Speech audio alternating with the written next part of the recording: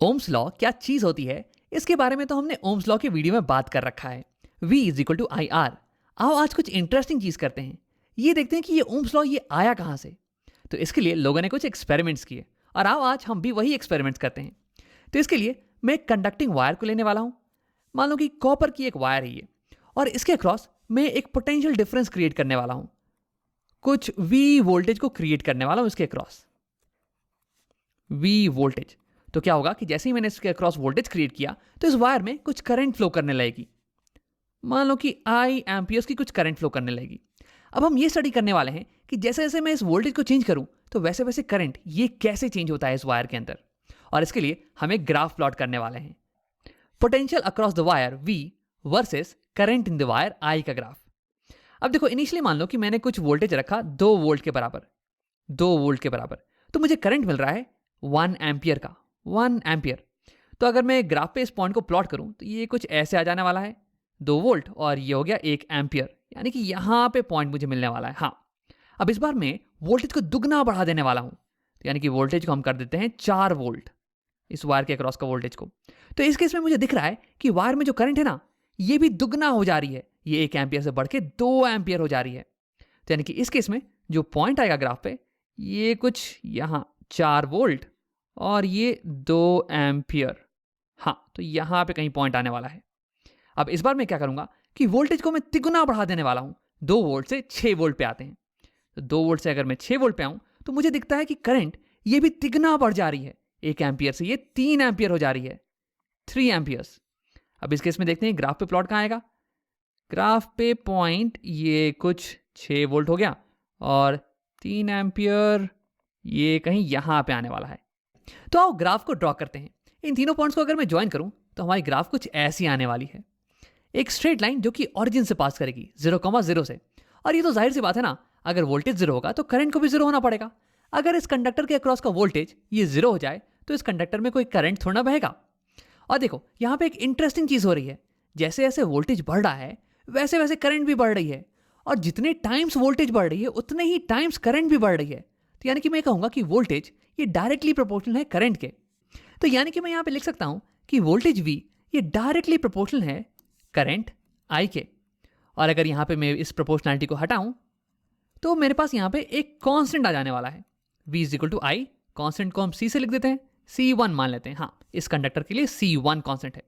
अब देखो, इंटरेस्टिंग चीज ये है ना कि यहाँ पे तुम वोल्टेज को कितना भी चेंज कर दो तो केवल I चेंज होने वाला है, और I ऐसे चेंज होगा कि ये जो C1 की वैल्यू है ये बिल्कुल ही सेम रहे, तभी तो हम इसे कांस्टेंट बुला रहे हैं। तो देखो, इस इक्वेशन को अच्छे से लिखने का एक और तरीका है।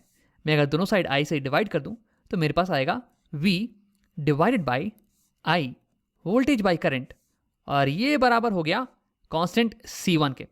अब यहाँ पे अगर मैं वोल्टेज को बढ़ाऊं तो सेम अमाउंट से करंट भी बढ़ने वाला है, ताकि ये रेशियो ये हमेशा कांस्टेंट रहे और ये C1 के बराबर रहे।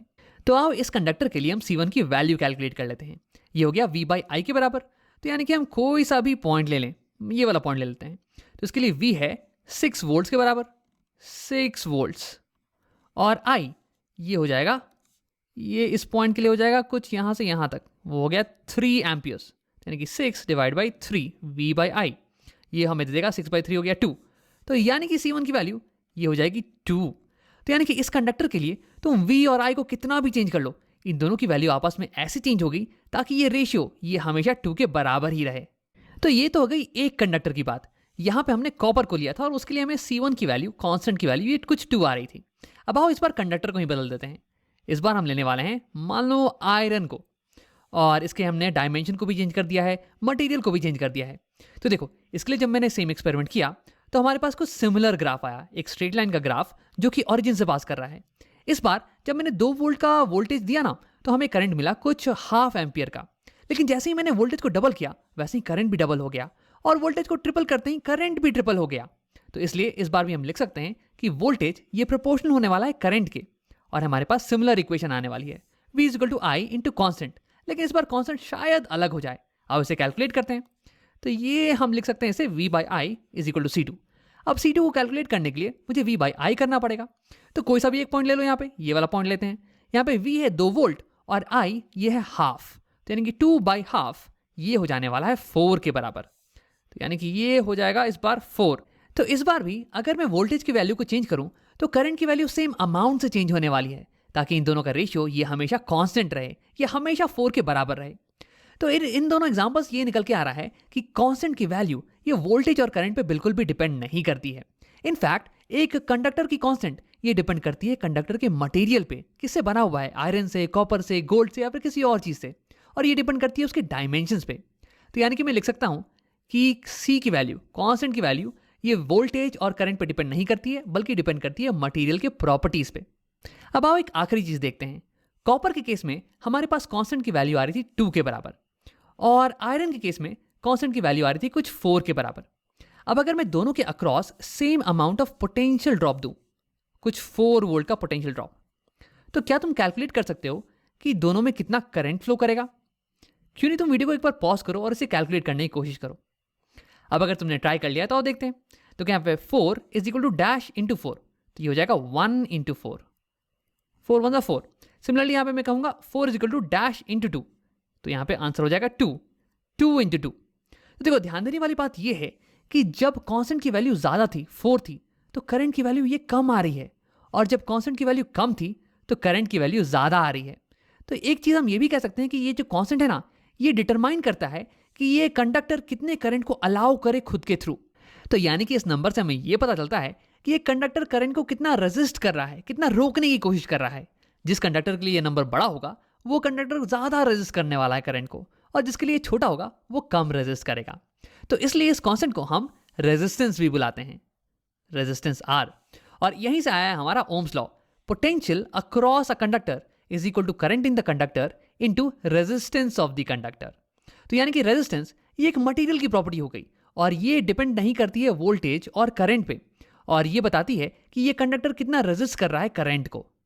अब एक आखिरी चीज देखो, ओम्स लॉ के अनुसार ये जो वोल्टेज है ना, ये डायरेक्टली प्रोपोर्शनल होने वाला है करंट के, यानी कि जिस रेशियो में वोल्टेज बढ़ेगा उसी रेशियो में करंट भी बढ़ने वाला है। और यही सेम चीज हमें दिख रही है इस कंडक्टर के वी ग्राफ में। देखो वी ग्राफ ये एक परफेक्ट स्ट्रेट लाइन आया है ओरिजिन से पास करता हुआ, और इस केस में जिस रेशियो में वोल्टेज बढ़ रहा है उसी रेशियो में करंट भी बढ़ रहा है। लेकिन देखो अगर तुम असल में प्रैक्टिकल करोगे ना, तो किसी भी कंडक्टर का ग्राफ ये इतना स्ट्रेट लाइन नहीं आने वाला है। बहुत सारी गलतियां हो सकती हैं यार, हो सकता है कि तुमने रीडिंग लेने में थोड़ी सी गलती कर दी हो, या फिर डिवाइसेस में कुछ ना कुछ फॉल्ट हो। तो इसलिए उन गलतियों से बचने के लिए हम बहुत सारी रीडिंग्स लेते हैं, और हमारा ग्राफ ये कुछ ऐसा आता है। डॉट्स थोड़े स्ट्रेट लाइन पर नहीं होंगे, लेकिन तुम दूर से देख सकते हो कि ये ऑलमोस्ट स्ट्रेट लाइन पे है, और तुम ऑलमोस्ट ये मान सकते हो कि जो वोल्टेज होगा ना इस कंडक्टर का, वो डायरेक्टली प्रोपोर्शनल होगा करंट के। लेकिन देखो कभी कभी ऐसा भी हो सकता है कि किसी कंडक्टर के लिए ग्राफ कुछ ऐसा आ जाए, ऊबड़ खाबड़ ग्राफ। देखो यहाँ पे वोल्टेज ये करंट के डायरेक्टली प्रोपोर्शनल नहीं है। जैसे कि इस सेक्शन पे ध्यान दो, यहाँ पे तो देखो यहाँ पे करंट तो बढ़ रहा है, लेकिन वोल्टेज ये तो उल्टा घट रहा है यार। तो यानी कि ग्राफ से मैं ये कह सकता हूं कि इस कंडक्टर की वोल्टेज इसके करंट के डायरेक्टली प्रोपोर्शनल नहीं है। यानी कि हम ये कह सकते हैं कि V is equal to I R ये ट्रू नहीं होने वाला है। तो ऐसे डिवाइसेस जो कि ओम्स लॉ को फॉलो नहीं करते हैं, इन्हें हम बुलाते हैं non ohmic devices. Non ohmic devices, तो इन्हें समझने के लिए हम ओम्स लॉ का इस्तेमाल नहीं कर सकते हैं। और ऐसे डिवाइसेस जिन्हें समझने के लिए हम ओम्स लॉ का इस्तेमाल कर सकते हैं, जो कि ओम्स लॉ को फॉलो करते हैं, जिनकी वोल्टेज उनके करंट के डायरेक्टली प्रोपोर्शनल होती है, इन्हें हम बुलाते हैं ओमिक डिवाइसेस। वैसे मेटल्स ये ओमिक होते हैं, इनकी वोल्टेज इनके करंट के डायरेक्टली प्रोपोर्शनल होती है, और इनका वी का ग्राफ ये भी एक स्ट्रेट लाइन आता है। और इसका एग्जांपल हो गया किसी बल्ब का फिलामेंट। अब नॉन ओमिक का एग्जांपल हो गया सेमीकंडक्टर्स। इनकी वोल्टेज इनके करंट के डायरेक्टली प्रोपोर्शनल नहीं होती है, और इनका वी का ग्राफ ये एक स्ट्रेट लाइन नहीं आता है। और इनका एग्जांपल हो गया एलईडी बल्ब्स, जो कि आजकल हम अक्सर यूज कर रहे हैं। अब आओ वीडियो को यहीं पे समराइज करते हैं। हमने देखा कि ओम्स लॉ ये आया कहां से है, और कुछ ओमिक डिवाइसेस होते हैं जिनकी वोल्टेज इनके करंट के प्रोपोर्शनल होती है, और उनके लिए हम इसका इस्तेमाल कर सकते हैं।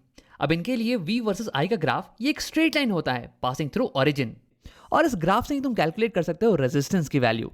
किसी भी पॉइंट पे तुम वोल्टेज और करंट को कैलकुलेट करना और उसे डिवाइड कर देना, तुम्हें रेजिस्टेंस की वैल्यू आ जाएगी।